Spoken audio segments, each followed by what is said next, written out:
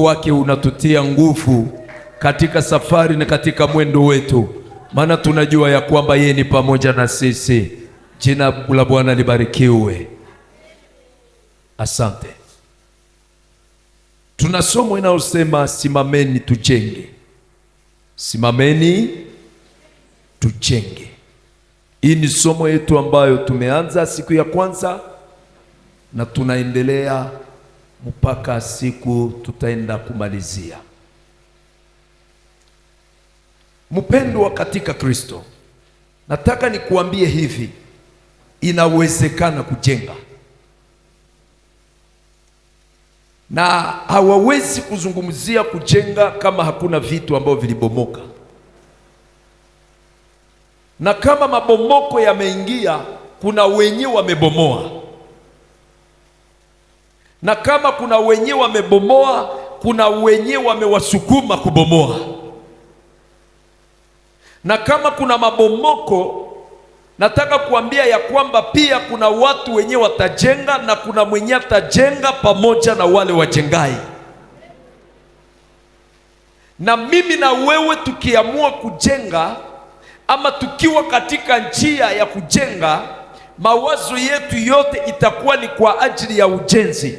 Na ningelipenda kukuambia ya kwamba inawezekana tujenge. Na vyenye vimebomoka tunaweza kuvijenga na vinarudia tena kwa nafasi yake. Mungu ni Mungu wa marejesho, na Mungu anajua kurejesha. Kwenye watu hawakupe tena faida ya kuweza kuendelea, Mungu anakupa tena nafasi ya kuendelea.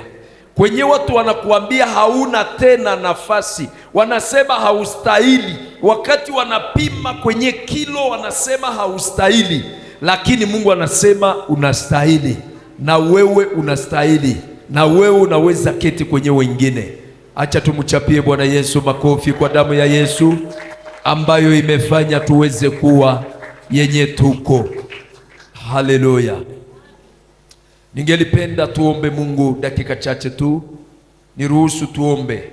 Kwenye huko utaenda kuomba, najua Mungu anasikia kama maombi.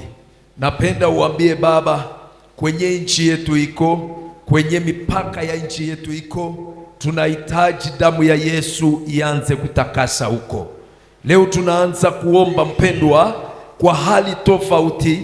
Kwanza kumwambia Baba, unajua province zote za nchi yetu ya Kongo, unajua nchi yetu, unajua kila kitu katika nchi yetu, lakini mahali ambako kumechafuka hata kwenye sisi hatujue, lakini Mungu anajua. Tutamwambia Bwana, takasa nchi yetu. Karibu pamoja kwa maombi, tunaenda kuomba. Napenda uambie Baba, takase nchi yetu. Kuna uchafu, kuna vitu vibaya vimesemeka, kuna vitu vibaya vimeweza kufanyika, lakini maombi yangu na yako, Biblia inasema kila kitu kinatakasika kupitia maombi na kupitia neno la Mungu. Acha Mungu takase nchi yetu. Acha Mungu takase province zetu. Acha Mungu takase mavile zenye ziko katika nchi yetu. Acha Mungu takase makartier. Acha Mungu takase hata makartier katika mavile na maprovince zetu. Bwana, tunakuomba Mungu wa mbinguni, uweze ukafanya kazi ya utakaso katika nchi yetu Bwana wa mbinguni, na tuone ya kwamba kuna Mungu anayetakasa, kuna Mungu anayetakasa, kuna Mungu anayetakasa. Kwa jina la Yesu Kristo, amen. Amen. Nehemia ni mtu wa maono. Sema mtu wa maono. Nehemia kapewa maono kwa ajili ya ujenzi wa ukuta uliobomoka. Nikakwambia ukuta inakuwa picha ama symbol ya security. Ukuta uliozunguka Yerusalema, ameona ya kwamba Yerusalema na wale wa ndugu zake wanaokuwa Yerusalema wanakuwa ndani ya insecurity, na kila mtu amefanya kile anachotaka juu yao. Kila mtu amechezea taifa la Mungu, ambao wamekuwa katika ziki na uchungu. Wanatembea lakini ndani mwao wanalia, na wanatembea lakini ndani mwao wanajiswali mengi. Je, kesho kuna tumaini? Lakini Mungu akampa maono Nehemia, na huyu Nehemia alipopata maono, Mungu akamwambia ya kwamba inawezekana tena kuonekane marejesho katika Yerusalema. Napenda nikuambia kwamba Mungu anapotaka kufanya kitu hashindwi kufanya kitu yeye mwenyewe, lakini anapitia mtu ili akutane na shida za mtu. Mungu hashindwi yeye mwenyewe kufanya vyake pasipo watu, lakini kisi ni Mungu wa umoja, anatumia pia mtu kwa ajili ya msaada ya watu. Ole ni kwamba huyu mtu anayekuwa msaada, kama wanaokuwa kando kando yake hawakumuelewa, kuliko waungane na maono yake, watapigana na maono yake. Tuko pamoja wapendwa? Nehemia alipata maono na maadui ya maono walikuwa, lakini hawakuua maono yake. Nehemia alikuwa mtu wa maono. Kitu cha pili tukasema Nehemia alikuwa mtu mwenye anakuwa na urafiki. Sema urafiki, ushirika, ukaribu na Mungu. Nehemia haiko mtu ambaye utamuona anatembea anaishi gisi mimi nakuwa mnyweshaji na anaachia pale. Hapana, lakini huyu Nehemia katika moyo wake anajua siko kitu bila Mungu, na siwezi fanya kitu bila Mungu, lazima nishirikiane na Mungu. Nehemia alikuwa na intimite na Mungu, intimite avec Dieu. Nehemia ni mtu ambaye alijua ya kwamba wakati yangu Mungu akinipatia, lazima nijue mwenye amenipatia na mimi nijue tena kumupatia ile wakati. Alo, ni Nehemia mtu wa Mungu. Nehemia mtu ambaye anampenda Mungu. Nehemia mtu ambaye anajitoa kwa Mungu. Nehemia mtu ambaye ndani mwake muna kiu ya Mungu. Tulisema hii ukaribu na Mungu iko na mafaida zake. Napenda niongelee ile ukaribu yenye ilimsukuma Nehemia. Aliposikia mara moja akasema, sitafanya kitu kingine kama haiko. Kitu cha kwanza akakaa chini, kitu ya pili akaomba, kitu ya tatu akafunga, kwa sababu alijua pale njo tunakutana naka na mwenyiko na msaada juu ya misaada yote. Wakati yenye batu biko banatafuta solution kimwili, mimi najua Nehemia ndani mwake amesoma vitu kwa hali ya kiroho. Yeye iko natembea kwa hali ya kiroho. Anasema hata kama vitu vimeharibika, lakini tunaanza vitengeneza kwa hali ya kiroho. Acha Mungu atengeneze vitu kwa hali ya kiroho, kusudi kimwili sasa tuone matokeo. Niko nakuambia mpendwa, vitu vinaanzaka mulimwengu ya roho. Mbele unyumba ibomoki inaanzaka bomoka mukiroho. Mbele inji ibomoki inaanzaka bomoka mukiroho. Mbele urafiki yaribiki inaanzaka bomoka mukiroho. Je, kuna mtu pamoja na mimi? Hapo kabisa tuko pamoja. Nehemia ameelewa kitu cha maana. Nehemia ameelewa ya kwamba kama sitatafuta suluhisho, kama sitatafuta msaada mbele ya Mungu, kwa sababu tuko naye ushirika, gisi tunakuwaka naye, mimi naenda tena mrandevu yangu na Mungu. Nisaidie, ambia mwenzako, randevu yako ni ya saa ngapi na Mungu? Mwambie vile, uko na randevu ya saa ngapi? Hapo leo unifuate mpendwa, tunaingia kiroho. Kuna watu wengine wanaweza kuomba wakati wako hapa, wanaomba kabisa na wanaomba, watu wanaripuka sana, lakini Mungu hakungojea hapa, anakungojea wakati uko wewe peke. Alo, si mnanisikia pale? Sijasema hapa ukiomba hata sikia, kwa sababu anasema wawili wakisikilizana waombe chochote watakipewa, si ni vile? Lakini usiweze ile na hauweze ya kwako. Hapa unaweza ripuka na unaomba, unaripuka na unaomba, na tunaripuka kabisa, lakini kwenye Mungu anakungojea ni katika ile muda ya urafiki pamoja na yeye. Halo, naona mtu mmoja iko nafikiria na tafakari. Napenda katika somo hii upende Mungu akupe hiyo roho ya Nehemia yenye alikuwa na ushirika na Mungu, na mimi na wewe tukakuwa na ushirika na Mungu.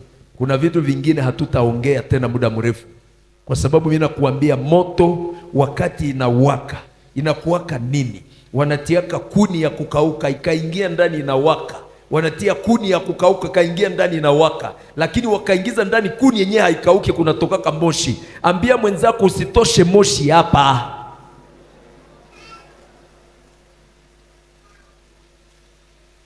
Halo, maana maanisha nini? Wakati ninakuwa na ushirika na Mungu nyumbani na mwingine ana ushirika na Mungu nyumbani, sasa tunakutana hapa, tunachanga, sasa tunawasha moto. Mpendwa, hakuna pepo yenye taturesiste, na ndio maana mapepo zimejua, shetani amejua ya kwamba aba batu ili ni waweze, sitabaima ibada, sitabaima bakuwe na Biblia, sitabaima baende kuibada, lakini mimi napenda nibaime wakati yabo na Mungu. Combien de temps tu pries? Unaombaka mara ngapi? Asubuhi tuliuliza bangapi balisoma Biblia, tulipata batu 3, lakini batu wengine hakuna mwenye alisoma. Na hii mchana nani amesoma Biblia?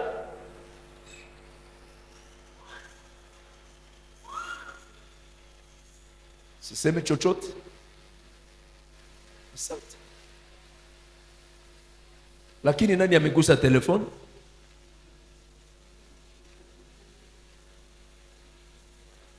Na saa hii kuna benye biko mtelefoni. Haleluya. L'intimité, ukaribu na Mungu tumeipoteza, tumeikimbiza. Mungu atusamehe sana. Mpaka 1h du matin unaonaka mtu yuko kutelefoni, saa 7 ya usiku mtu angali kwa simu. Sijapigana na simu, lakini nakuambia isikuime wakati yako na nani. Kama uko na wakati na batu, uko na wakati na telefoni, uko na wakati na vitabu, uko na wakati na makopi, uko na wakati na makazi, metafuta wakati yako na Mungu. Kuna vitu vingine hautavipataka mpesa, utavipataka mu maombi. Vitu vingine hautavipataka mpesa. Lakini sikuambia usitafute pesa, pesa ni za maana sana, lakini Mungu njoo wa kwanza. Na ndio maana Nehemia alikuwa bien, alikuwa mpale royal. Mimi akasema hata niko bien, ndugu zangu habiko bien. Mtu mwenye iko na ushirika na Mungu anatafutaka faida ya watu wote, na anatafutaka bengine bakuwe bien, kwa sababu yeye iko na ushirika na Mungu. Haleluya. Alikuwa na muda ya kuomba. Kuomba ni kuzungumuza na Mungu. Niko napenda nikuambie, maombi nafanyaka vitu vyenye mawazo ya mutu haiwezi elewa. Kwenye batu wanasema mwisho ya mutu imeenea, lakini maombi nafanyaka kwamba Mungu aanze tena historia ya mutu tena kwa mwanzo. Je, kuna mtu iko nanielewa? Nyamazisha ule mtoto, tatusaidia. Bwana Yesu asifiwe. Hivi shetani amejua, anajua kama atakuachia wakati uende kuibada, atakuachia wakati uende uombe, atakuachia wakati ufanye kila kitu, lakini wakati yako na Mungu anakuiba nayo. Anakupatia vitu vingine vya kufanya vyenye bitaokipe wakati ya Mungu. Mimi nataka uguse mwenyeko pembeni yako kumabega, mwambie wakati ya Mungu, s'il vous plaît. Mwambie vile, s'il vous plaît. L'église du Seigneur, nous devons nous réveiller. L'église du Seigneur, nous devons nous lever. Levons-nous et bâtissons. Pour que tujenge, nous devons nous lever, chercher le temps avec Dieu. Tukitafuta wakati na Mungu, kuna vitu vingine mpendwa, bitajengwa na binasimama. Kuna mtu anaweza sema amina? Kuna mtu anaweza sema amina ya mzuri kwa utukufu wa Bwana? Intimite tulisema ni maisha ya nini? Ya communion na Mungu. Ni maisha ya urafiki na Mungu, kuambatana na Mungu. Maanake kutafutia Mungu muda, anakupa wakati na unamtafutia tena muda ya kukua naye. Najua hapa kuko mtu mmoja mwenyewe alishakasirika, nasema na mimi nataka nikuwe nakuwa na wakati na Mungu. Mimi najua kuko mtu iko hapa zamani, na mimi naombaka, mimi siombake tena, ndarudilia. Kamata ile hatua, nitarudilia. Comment développer l'intimité avec Dieu? Namna gani utazidisha ile wakati yako na Mungu? Na faida ni nini wakati tutakuwa na muda na Mungu? Kitu cha kwanza nitapenda nikuambia kwamba inaomba Mungu anakuwa chaguo yako ya kwanza, priorite yako ya kwanza parmi ma priorite zako. Amen. Le choix de faire de Dieu ta priorité de tes priorités, yani anakuwa wa kwanza kati ya vitu vyenye ni vya kwanza. Mwenyali lamuka asubuhi anaanza omba na anakamata Biblia. Habiko bengi, sipendi uliza, lakini mtu anaanza kugusa telefone. Siku moja nililalaka kumakesha na bajeune, sababu na tusema tupumzike kidogo, tunataka sasa tuombe, tutaomba nyuma. Lakini wakati ya kutoka ndani ya ile repo, nikaonaka kila mtu alianzaka kwanza telefone, nikabacha nikabaangalia, wengine banafungula. Kwa mwisho nikasema wakati yetu paka hatuwezi anza kitu kingine bila kugusa simu. Niko napenda nikuambie mpendwa, kugusa simu sio makosa, lakini isikue priorite. Si ni vile? Haiko yao njoo ya kwanza. Juu mwenyiko na uzima njoo atakuwa na nini? Na telefoni, na njoo ataongea ku nini? Ukapata mabeto utaongea ku telefoni. Lakini Mungu anakulamusha hauna mabeto, anakupatia sauti. Ndege zilisha kutangulia muluange, zinaanzaka louange na adoration, sikisha maliza na makuku zinaimba, ndege zinaimba, na wewe ungelisema na mie naungana nikisema Baba asante kuamuka, maana kuamuka kwangu imetoka kwako. Lakini ni kuanza sema nianze répondre kuma message kama watu abakuniita. Mungu atusamehe na Mungu anisamehe na wewe akusamehe. Haleluya. Tutajenga namuna gani kama ile vifaa hatuna? Ile ndio vifaa yenye tunapaswa kuwa nayo. Ujenzi inaomba vifaa. Comment développer l'intimité avec Dieu? D'abord Mungu akuwe priorite yako.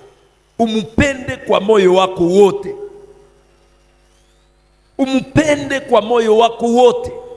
Sawa fiancé, sawa pretendant, mwenye hawezi lala kama hakuongea na rafiki yake. Analalaka alishaongea naye hata message bonsoir ama bon sommeil bododo. Anajua kama ule ni mtu wake wa karibu. Sasa na wewe Mungu wako kama ni wa karibu, hautakuwa na kosa muda ya kuzungumza naye. Unaweza mwambia message ilishaingia mtelefoni, akishaona ni rafiki yangu, anabambia Mungu wewe kwanza nitaenda isoma na niko mie peke juu niisikie mzuri. Mpendwa, na wewe tafuta muda ya kusikiliza Mungu. Amen. Kitu ya pili, il faut unatafuta wakati ya kuongea na Mungu. Unaongeaka na Mungu saa ngapi? Na nikuambie maombi yako ya kunyumba iko signe ya intimite yako na Mungu. Tafutia Mungu wakati, le temps. Tu disposes ton temps. Hii wakati mimi nafunga telefone, hii wakati mimi naacha biote, hii wakati mimi naacha kila kitu, mimi naomba. Na Mungu anaona nishakuwa wa kwanza mu maisha ya huyu mtu. Chercher le temps, se disposer, avoir le temps. Unakuwa disponible, unakuwa tayari, unajipa muda, unajipatia wakati ya kusema hii haiko wakati ya mazungumuzo, hii ni wakati ya maombi. Hii haiko wakati ya kuanza ongea na batu. Mimi naanza ongea na Mungu. Wakati nitaongea na Mungu, kuna faida zenye nitapata. Na ndio maana Nehemia, kama Mungu alijifunua kwake, ni kwa sababu alikuwa na wakati na Mungu. Tutapata mtu wapi mwenye iko na ile wakati? Ule mtu atapatikana hapa. Sema ni mimi. Sema ni mimi. Programu yako ya maombi ni siku gani? Unafungaka siku gani? Na wakati yako ya kuomba ni ya wapi, ya kutafuta uso wa Bwana? Unangoyaka programu ya kukanisa yako? Unangoyaka programu ya kundi? Hapana. Niko napenda niambie mtu moja. Mimi naambiaka hata watu wengi, Ukristo haiko ile maisha ya pamoja, lakini Ukristo ni ile maisha yenyewe unaishiki wewe peke. Pale ndio kuko Ukristo ya kweli. Juu ile maisha ya siri ndio inaonyesha picha yako ya kweli. Lakini wakati tuko pamoja, kila mtu anakazanaka jambo, mlishalamuka, si ni vile? Tunajikaza tuwe na sura nzuri na tuseme vizuri. Sasa ile maisha yenyewe tunaishiki tukisha achana, ndio maisha yetu ya kweli. Amen. Siku moja nilikuwa kanafundisha makuple, nikasikia mtu moya akasema, papa, hii mambo yote yenye uko nasema, mbona tunasikia inakuwa kabisa ni mazuri tena iko uzito. Nikamwambia, mama iko pale umumswali. Sipendi niseme vitu vyenye siishi. Wakati nilisikia tu anasema ni kweli, nikasema basi mimi napona. Bwana sifiwe. Niko nataka tu kuambia ya kwamba ishi maneno yenyewe unasikiaka na uishi maneno yenyewe unafundishaka, kwa sababu maisha yenyewe unaishi kule kwa siri ndio maisha yako. Ile ndio maisha yako. Na we hapa tusikuone kama uko muombaji wa sana, lakini kunyumba na huko nani? Na huko muombaji. Pale ushirika yako na Mungu inavunjika, haiko mzuri. Kweli mimi najua muhali ya uokovu kwenye banasema relation na Mungu na communion na Mungu, ile najua. Lakini hapa niko naongea juu ya intimite, maana yake muda pamoja na Mungu. Amen. Kitu ya tatu, inaomba mwa ile ushirika uweze kutafuta muda ya kusoma Biblia. Kusoma Biblia. Intimite yangu na Mungu ikuwe na wakati pia ya kusoma Biblia. Maana njia ya siri yenye haina kusema nilitatone, yenye haina kusema kwamba inaweza wezekana. Njia yenye Mungu anatumia kuongea na sisi kwanza ni Biblia. Tusome kwanza neno la Mungu, nisije nikaende mbali kama tujasoma shairi hii. Zaburi mpendwa, tusome Zaburi, sura yake ni ya 40. Zaburi, neno la Mungu, Zaburi 40. Penda tusome hapo katika Biblia. Nasema nini? Zaburi 40 shairi. Zaburi sura yake ya 40. Napenda tunasoma 42 1 hadi 2. Karibu. Zaburi 40 1 hadi 2. 42 1 hadi 2. Samahani. Zaburi 42 1 hadi 2. Tunasoma katika jina la Yesu Kristo. Amen. Kama ayala ni nakuwa bish ayala Swahili. Anavyotaka sana mito ya maji. Anayotaka sana mito ya maji. Vivyo hivyo nafsi yangu inakutaka wewe sana, e Mungu. Nafsi yangu inakutaka namna gani? Sana, manake sana niko na bezwe yako sana. Ambia mwenzako kuwa na bezwe ya Mungu sana. Sema vile, kuwa na bezwe ya Mungu sana. Sisikii unamwambia kuwa na bezwe ya Mungu sana.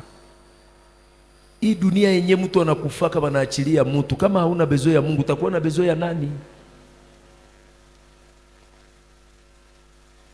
Allô?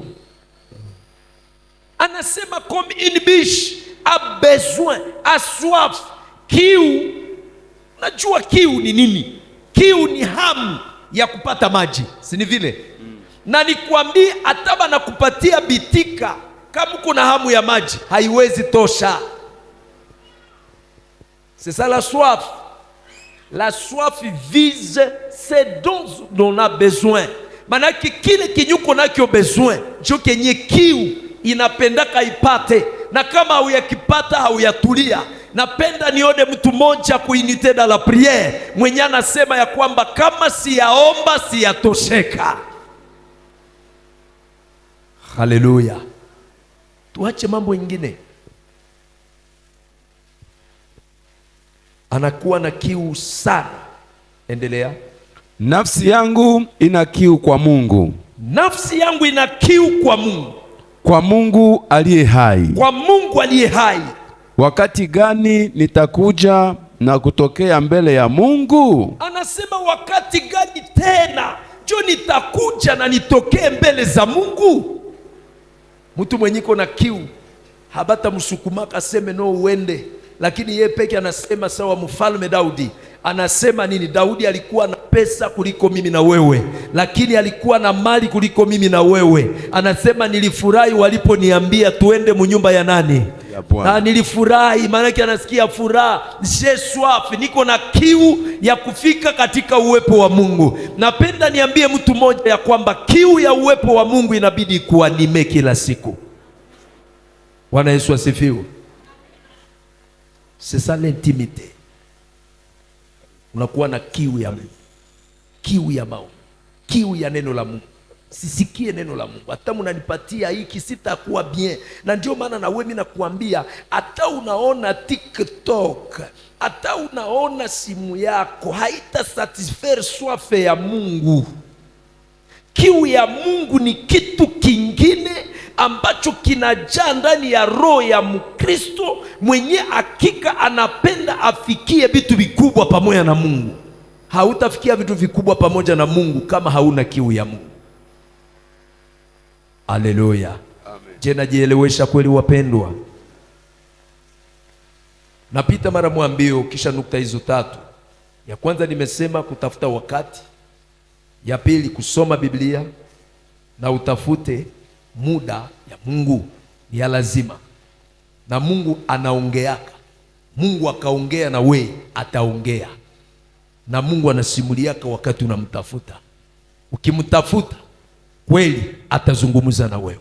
Niko naambia mtu moja ya kwamba nchi yetu haitajengwa na watu wenyewe hawakutafuta Mungu. Nchi yetu itajengwa na watu wenyewe wanatafuta Mungu. Wakati yenyewe wengine wanagusa vitu vingine, sie tunatafuta Mungu. Wakati wengine wanatumainia watu, sie tunatumainia Mungu. Na wakati yenye batu biko banakonsulte batu, sie tunatumainia Mungu. Lakini mie na we tutajenga kama tuna vifaa vya majengo. Na parimia vifaa ya majengo, Nehemia alikuwa mtu wa maono, na tunasema alikuwa pia mtu mwenye alikuwa na ushirika na Mungu. Faida ya ushirika na Mungu ni nini? Kitu cha kwanza, inakokotaka uwepo wa Mungu. Sawa? Inakokota nini? Presence ya Mungu. Acha nikuambie, kuko manyumba ingine unaingiaka ndani, unasikia uwepo ya mapepo. Uwepo ya mapepo nao mtu anaisikiaka. Kuna nyumba ingine unaingiaka ndani, unasikia uwepo ya magonjwa. Unasikia tu harufu ya magonjwa. Na kuko hata pesa haziwezi tosha ile hewa ya magonjwa. Inatokaka tu hewa ya nini? Ya maombi. Hauyanisikia? Hauyanisikia kosa? Kuna manyumba zingine zinanuka nini? Uwepo ya mapepo. Zingine zinanuka uwepo ya mateso. Zingine zinanuka uwepo ya kiburi. Zinanuka uwepo ya kutokupendana. Lakini wakati yenye unasogelea Mungu, utakokota uwepo wa Mungu. Na hakuna kitu kenye utakosa kama uwepo ya Mungu iko pale. Na utaanza hivi unasema, palipo roho yote yanawezekana, palipo roho yanawezekana, wakwenye Mungu iko, vitu vinawezekana. Wakati yenye presence ya Mungu iko pale, vitu yote vitawezekana. Me wakati presence ya Mungu haiko, unaweza penda ufanye ataki ya mzuri, meba nakiona amu kia mubaya. Haleluya. Maombi inakokotaka uwepo wa Mungu. Maombi inakokotaka kibali toka kwa Mungu. Maombi inafungulaka maisha ya mtu. Maombi inaweza fungua hewa yenye iliharibika inakuwa hewa nzuri. Na kitu kabambi niko napenda sisi Wakongomani, sisi wajenzi, Mungu atusaidie tukue capable kukuwa sensible. Sensibilité spirituelle haitokane na wakati mrefu napitisha na marafiki. Sensibilité spirituelle haitokane na wakati mrefu napitiza na simu yako, lakini utakuwa sensible kwa hali ya kiroho wakati uko na maisha ya ushirika na Mungu. Unaweza jua tu huyu mtu iko depute lakini anatumika na nguvu za giza. Unajua tu mara moja. Kisha unamwambia wewe mbele tufanye vitu yako tutaomba. Unajua mimi niko naomba Mungu aongeze dimension ya sensibilité spirituelle yangu. Na wewe omba Mungu akuongezee sensibilité spirituelle. Unaweza ona mchawi na unasema huyu ni mulozi anatoka kuloga sasa hivi. Lakini saa hii unaokoka na saa hii utafunguliwa. Parce kuko sensible. Sema sensibilité. Sema vile. Sensibilité spirituelle mimi naweza ita nini ingénieur? Comment on peut appeler ça? Sensibilité spirituelle mimi naweza sema ile urahisi ya kuelewa mambo ya kiroho. Sawa? Urahisi ya kuelewa mambo ya kiroho. Maana Mungu hakuumba tu vitu vyenye tunaona, aliumba pia vyenye hatuonake. Sasa hautaweza kuelewa mambo ya kiroho kama hauna ile sensibilité spirituelle. Na ndio maana Nehemi alikuwa na sensibilité spirituelle. Wakati yenye anaona anasema hapana, hii mateso yenye bandugu yangu biko banaishi haiko ya bure. Hii haya na ziki yenye banaishi haiko ya bure. Inaomba nirudie tena katika intimite yangu. Niombe. Aliomba panda 120 jours. Iko anaomba, iko anajiima busingizi, iko anatafuta amani ya watu wengine. Acha nikuambie, inchi yetu iko na besoin ya watu wenye batajiima juu ya watu wengine. Hapana wenye banatafuta faida zao kupitia vichwa ya watu wengine. Haleluya. Bwana Yesu asifiwe. Intimite pamoja na Mungu, milango inafungukaka. Tuko pamoja? Milango inafanya nini? Na Mungu anakonfrontre maadui zetu, na Mungu anasimama upande wetu. Na ndio maana niko nakuambia, ukapenda kudevelope intimite yako na Mungu, ukapenda ile urafiki, ukaribu yako ikomae pamoja na Mungu, Mungu atakufungua masikio ya kiroho na utaanza sikia sauti ya Mungu. Mungu anaongeaka, hachaguake barefu ama bekunda. Mungu anaongeaka na batu benye banamtafuta. Ukiwa parmi benye banamtafuta, na we ataongea na we, na utasikia sauti yake. Na sauti ya Mungu kaisikia, mpendwa, utaepuka mitego. Maana Mungu anapoongea utaepuka mitego, hautaangukia tena mu mitego. Kuna watu wengi leo wanaingia katika mitego mbalimbali. Haiko kwamba hawana Mungu, lakini biko na shida, habasikilizake Mungu. Tunapataka muda kusema baba tenda, fungua ije, lakini unamalizaka maombi basi na unaenda. Acha nikuambie, usiwe mtu tu wa kuomba, lakini kuwa natafuta wakati ya kusikiliza Mungu. Tungali pamoja wapendwa? Kuomba ni mzuri, lakini sikiliza Mungu. Maana wakati unasikia Mungu anakupatia orientation, kuna wakati ingine atakwambia toka na uende. Kuna wakati ingine atakwambia hiki kitu umeombea ndio, lakini kazana kuomba, maana kuna kitu kenye kinafungia hiki kitu kisifunguke. Mungu ajifunue kwetu na atupatie sensibilité spirituelle. Lakini ile itawezekana sasa tuko na kiu ya Mungu. Kiu ya Mungu ikuwe mingi ndani yetu. Tukiwa na kiu ya Mungu ndani mwetu, hamutakuwa tena ukosefu ya vitu vingine. Maana Mungu anapotaka kufanya kazi pamoja na sisi, anapenda kutubeba katika dimension yenye hatutakuwa tena na masikio ya kusikia tu mambo ya kimwili, lakini tutasikia mambo ya kiroho. Sijui kuna mtu yuko unanisikia, lakini sijui najielewesha ama nimesema vitu ambavyo vinakuwa sijui havieleweke, lakini naamini kwamba uko unanifuata. Ndio. Naamini kwamba unanifuata. Ndio.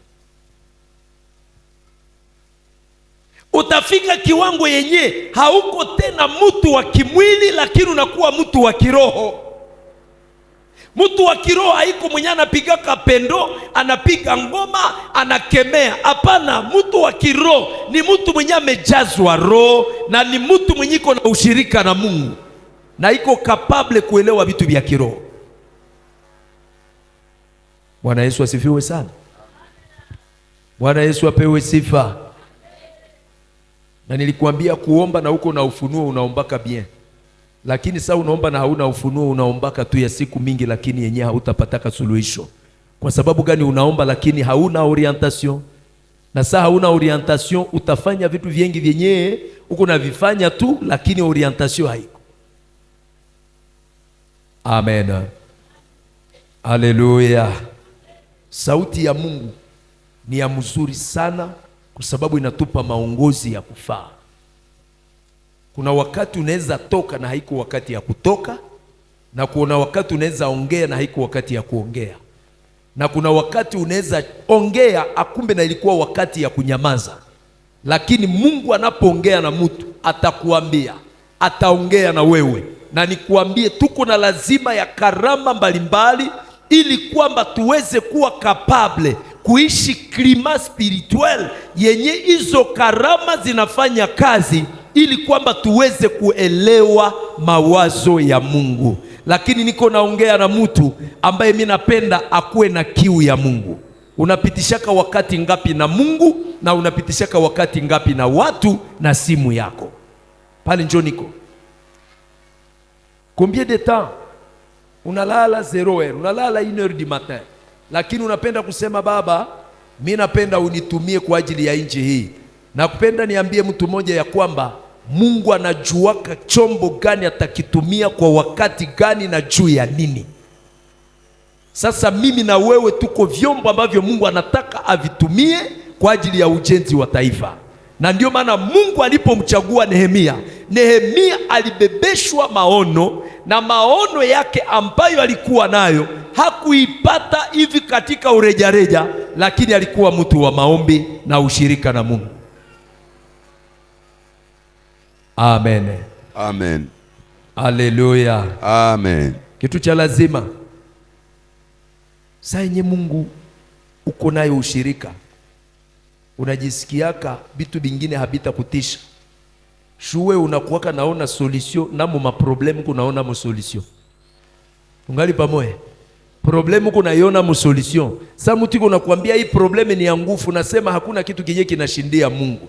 Kwa sababu wewe unajua wakati utarudia muda yako, ama wakati uko na ushirika na Mungu, utaambia Mungu, ninahitaji na mimi tena uonore imani yangu yenye niko nayo, uiheshimishe, kwa sababu mimi najua binye ulisemaka mpaka leo ungali unavifuatilia.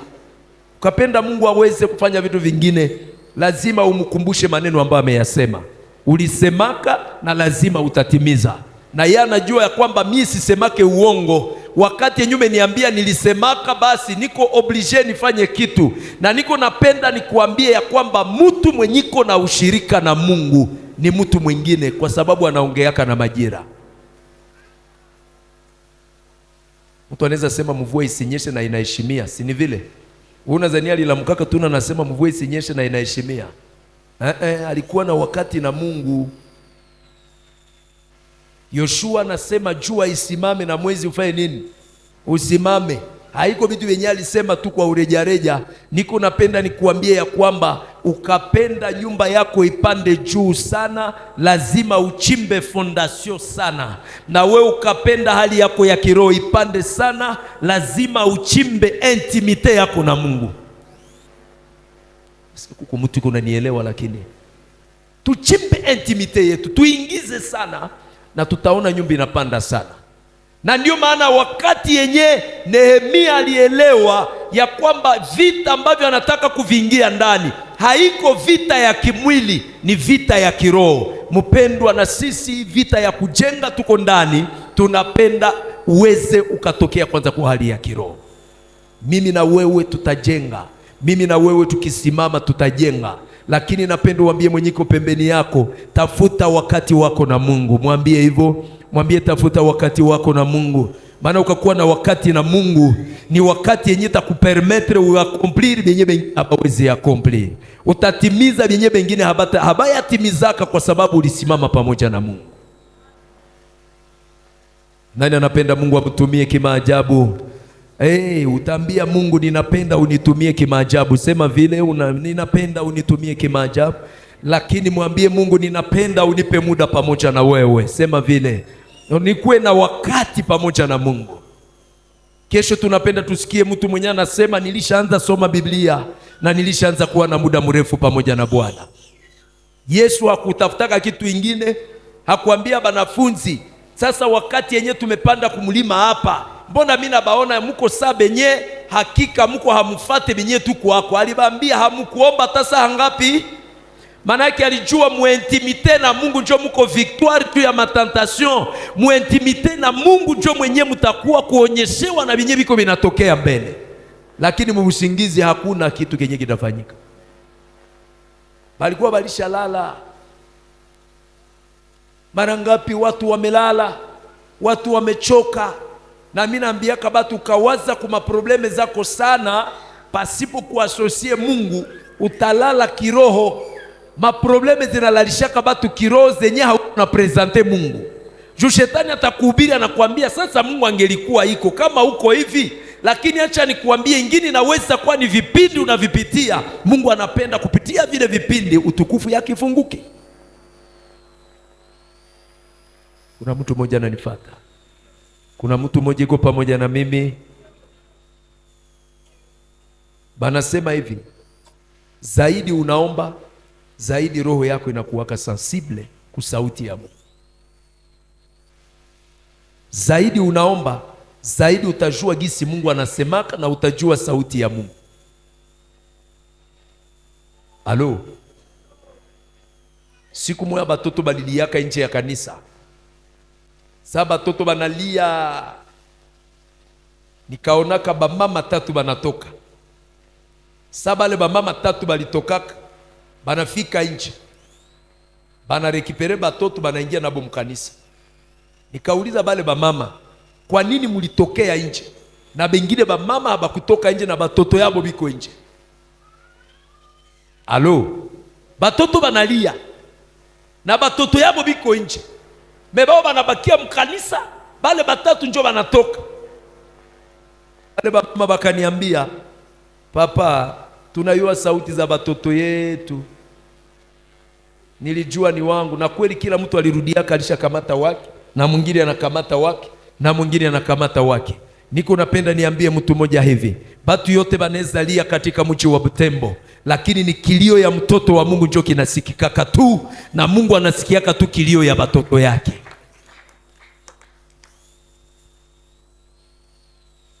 Nikabambia mshajua, akasema mimi najua. Siku mwatu kafika vile kunyumba, mtoto yangu angali ule wa mwisho alikuwa angali mdogo. Biko banacheza na bengine, nasikia mwingine analalamika, mwingine analalamika. Tulikuwa tuko mshambre, milango inafungiwa mzuri. Lakini mamaka niambia, nikasikia ananiambia, nasema ule ni mtoto wa hapa njiko nalia. Mimi namwambia unajua namna gani? Anasema mimi najua. Ile ni kapasite Mungu amepatia ba mama, si ba papa hatuna hayo. Alo. Hatuna hayo. Kisha akaendaka akasema, akamuleta iko nalia. Akasema sinjo iko nalia, nilikuambia ni yeye. Niko napenda nikuambie, Mungu hawezi kusahau kama kweli uko na identite. Anajua uko mtoto yake. Sauti yako kalia, tabatu yote banalia, Mungu anajua sauti yako. Misri kulikuwaka ba Misri na banani na ba Israeli, lakini alisema katika Exode 3 verset 7, anasema nimesikia sauti ya nani? Nimesikia sauti ya watu wangu na nimesikia kilio chao. Hata watu wengine bangelilia kule Misri hangesikia. Niko nataka kuambia ula kitu kikubwa kia kutunza ni uhusiano yako na Mungu. Kama Mungu alishaka kujua, maana yake anasikiaka na kilio yako. Sikia quelqu'un qui comprend. Tunaelewana wapendwa? Katika mji wa Butembo, katika nchi yetu ya Kongo, katika eneo zote katika nchi yetu, nimena kuambia kama tuko na ushirika mzuri na Mungu, kama tunatunza ushirika wetu na Mungu, lazima Mungu atasikia kilio chetu. Na ndio maana anasema kale juste crie l'Eternel attend.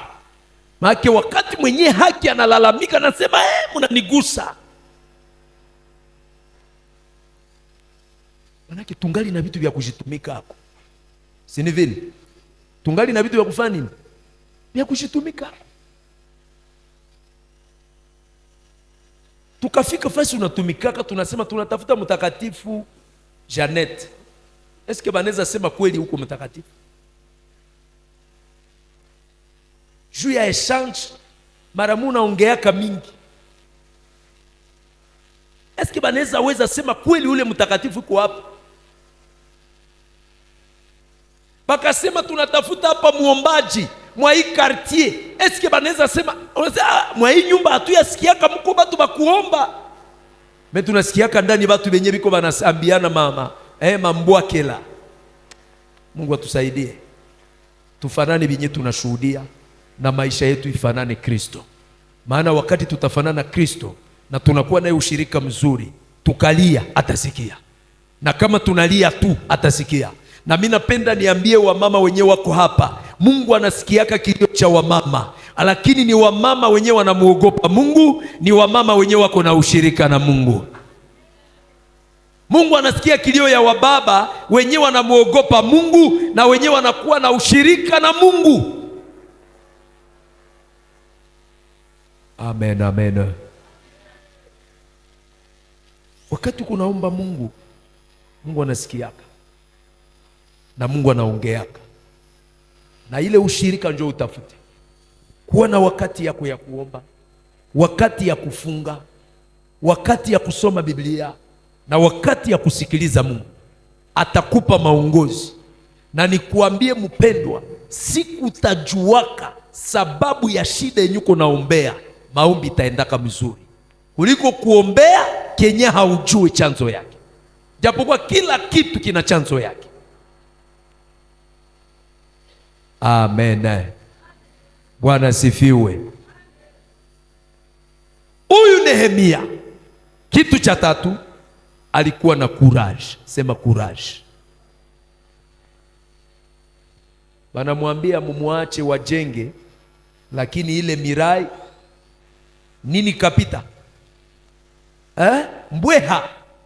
Sasa zitapita, mara mwi nafaa nini? Maana yake banamuonyesha kama kazi unafanya ni kazi potopoto, ni kazi yenye na mbweha ikapita itaangusha. Niko naambia mtu mmoja mahali hapa, hata unasikia maneno ya kukuvunja moyo, kuwa na bidii. Kuwa na bidii. Nehemi aliposikia akasema, Mungu wetu wa mbinguni, haiko Mungu wa mjamaa, Mungu wa mbinguni atanisaidia.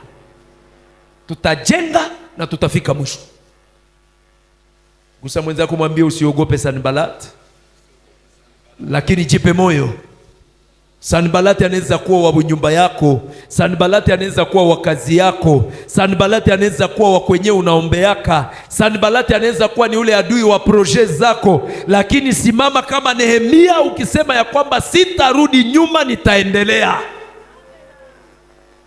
Lazima ukuta ufanye nini? Ijengwe. Amen. Alijua ya kwamba najenga tu na tutajenga. Alikuwa na courage. Courage ni nini? Maana yake bidii. Bidii ni nini? Ni kuenda mbele malgré maobstacle. Ndio bidii. Mtu akakuwa na bidii hapana kuwaza hakukuta maobstacle. Kuna mtu mmoja alitafutaka Yesu na bidii. Unamjua? Ni wengi, lakini kuna mmoja ninapenda unakumbuka Bartimayo. Sawa? Bartime wakati kunasema banasema unasumbua, unaleta fujo. Na sisi mudemarshe yetu ya ujenzi kuko benye batasema tunaleta fujo, lakini plus balisema naleta fujo, naye anapandisha volume yani. Na wewe plus batasema unaleta fujo na unaendelea kuongeza wakati yako na nani? Na Mungu. Banasemaka les grandes victoires s'obtiennent à genoux. Ushindi za kabambi zinapatikanaka kunini? Usizipate mumudomo, mezipate mumagoti.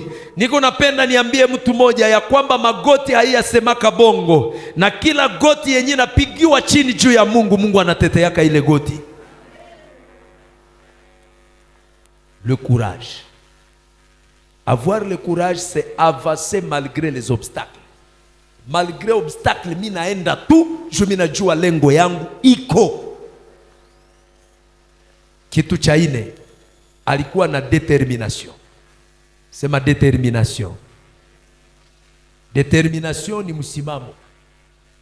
Msimamo, kutokuachilia. Determination. Kama tunakuwa determine, tutajenga. Na kama tunakuwa determine, tunasimama, tutajenga. Na huyu Nehemi alikuwa na determination. Huyu mtu alikuwa na msimamo. Alijua lengo yangu yenye nimejifikse, ama nimejiwekea lengo. Hii lengo lazima niifikie.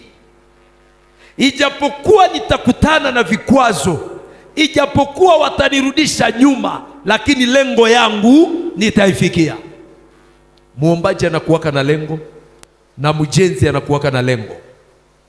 Siku moja nilipokuwa najenga nyumba, bamason balianzaka jenga kibambazi moya ya kunyumba yangu. Ikafika wakati fulani mvua ikanyesha, na wakati mvua ilinyesha kibambazi naanguka.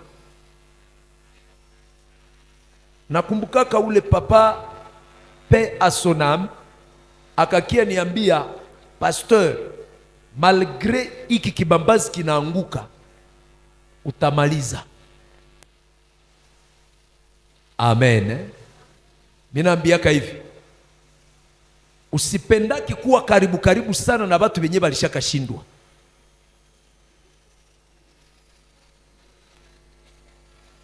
Ukiona mtu alishaka shindwa mudomene fulani, usikuwe karibu naye.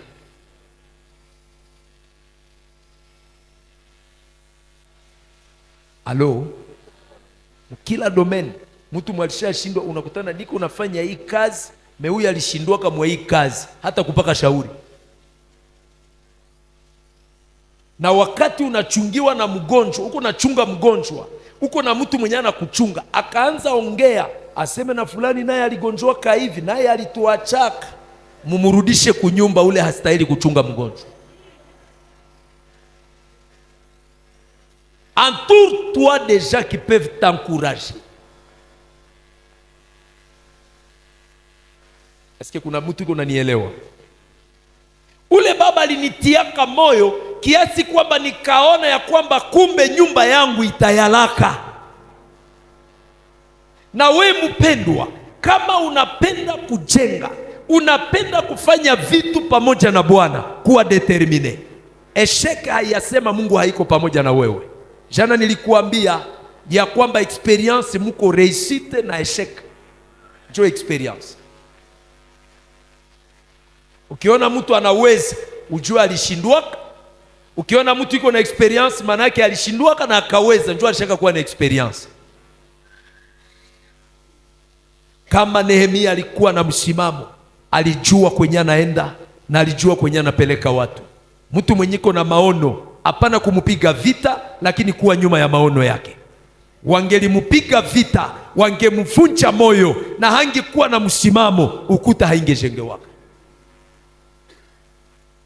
Lakini leo unaona hata mu maisha ya watu, mtu mmoja akapanuka mjamaa, wengine wanaanza mpiga vita.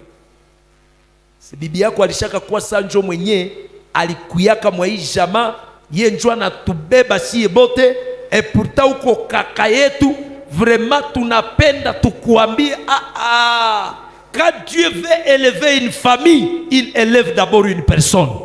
Mais ule mtu inaomba mnamutia moyo, mumuanguraje. Ambia mwenzako tia moyo wenyewe wameendelea, mwambie vile.